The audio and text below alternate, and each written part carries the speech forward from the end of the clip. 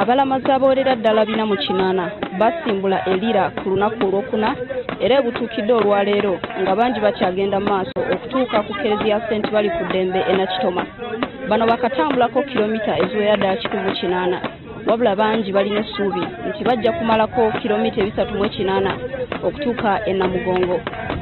Our walking on foot has helped each and everybody. I was diabetic and I had pressure, but from 2013 I'm not taking drugs. Wabula ate mu ngeri y'enjawulo ku mulundi guno abalamazi abavudde Lira begattiddwako omubaka w'e Moroto Samuel Okwi. Ono abayambye mu bintu bingi omuli okubagulira amazzi nga batambula, okubawa ebintu ebikozesebwa mu bujjanjabi n'ebintu ebirala by'abayambye. Bako fue nasinga okufisa masol full nukupa fempa ba panadola omuntu yali kulumagere tukutambula mukasana aliko yamba fue makarenda go bigamo ya musujja. I have a small first aid kit just for some spray. You will see people limping in the evening and you think nobody will get up and walk.